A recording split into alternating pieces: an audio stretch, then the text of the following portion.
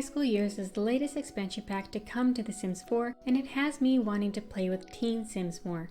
Since packs are expensive, I probably won't be downloading the high school one until it goes on sale, as I'm sure many of you are having to do as well. So instead of buying anything new, I'm sharing a teen-focused build I created that I think will help meet that desire for us.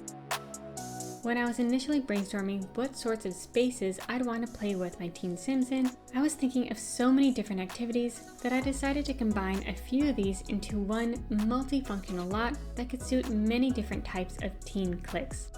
At the back here is a rundown shed that has a hideout and performance stage. On the right is a pizza parlor with an arcade in the basement. The middle building is a comic store that has a tabletop gaming space downstairs. The last building on the left is a haunted house.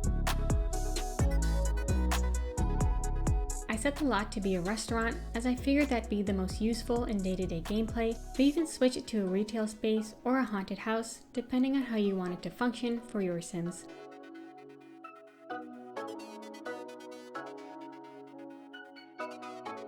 This back building is a rundown shed that has been claimed by the rebel burnout clique in town as their secret hideout area.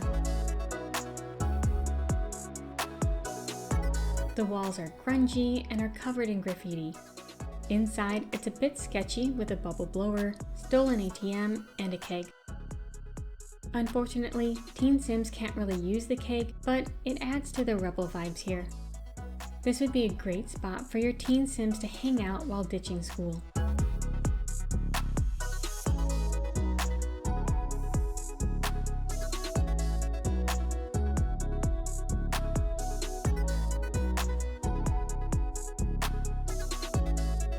On the side here is a small stage where your rocker Sims can sing and play music to the crowd gathering on the makeshift dance floor.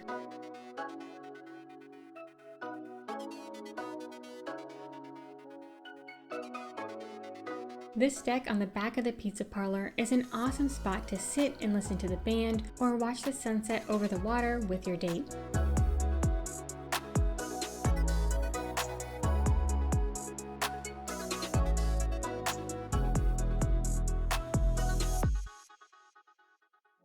A pizza parlor seemed like the perfect restaurant that's not too fancy or expensive, so teen Sims could both come here to celebrate with their teammates after an event, as well as bring their dates.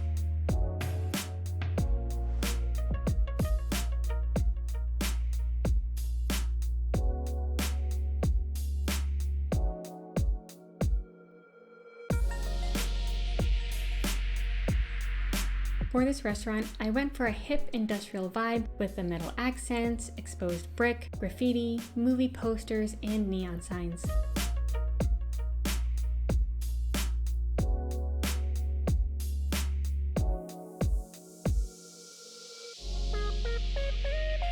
I imagine this place is open really late, which makes it the spot for everyone to meet at before going out bowling or to the movies, as well as the spot to grab late night food after a sports game or a party.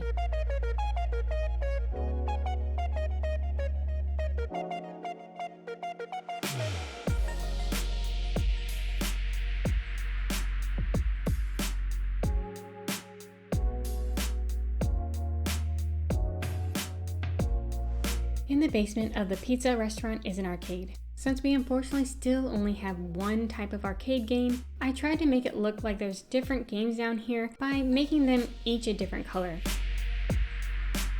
I also included a jukebox, foosball, and ping pong table in this area of the arcade. The Sims team not adding in more arcade type games into the High School Years pack is such a missed opportunity. But I guess on the plus side, since that's the case, this arcade is pretty complete then, so we're not really missing out for those of us without the expansion pack. This is the downstairs area for the comic store. This room serves as their gaming area for tabletop style games. I put these shelves here for all the different board games and card games Sims can play down here. In reality, we only have like 2 or 3 tabletop games in The Sims 4, but we can pretend.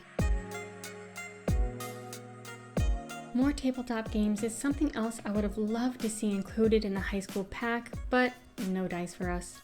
I'd actually rather see additional tabletop games over arcade games because 1, they're appealing to so many ages and different types of Sims.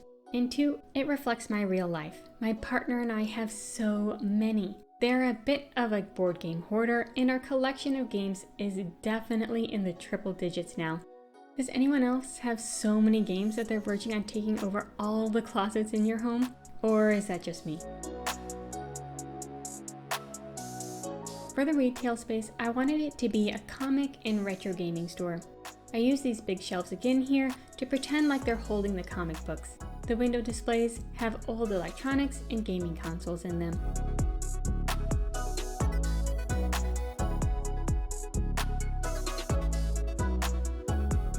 With many of these types of stores in real life, they have lots of fandom figurines and geeky knickknacks, so I loaded up all the shelves and walls in the shop with the equivalent items we have in The Sims 4. Void Critter cards, My Sims trophies, Simmy figurines, etc.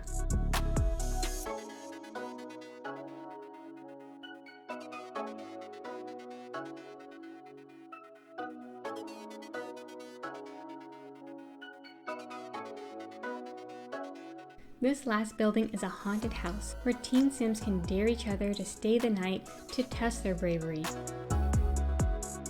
I made it look abandoned by putting these barriers at the entrances and giving it lots of cracks and spider webs and litter throughout the house.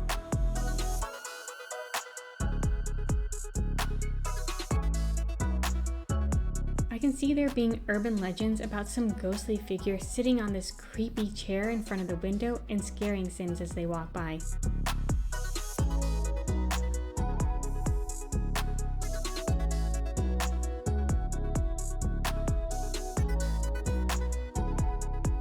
I actually have another build like this one where I wanted to play with a new pack and I couldn't afford The Sims 4 Werewolves, so I built a wolf-inspired house instead. I'll put a card to it here in case you want to check that out too.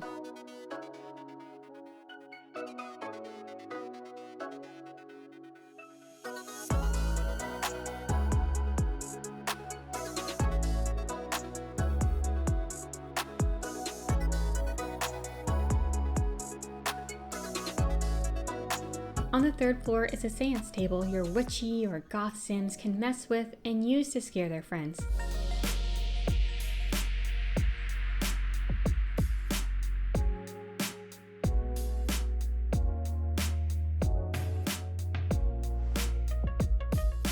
This room has an old coffin in it that I imagine there are so many myths that teen Sims tell about why it's there or whose it was. What do you think the legends about this house would be in your Sims town?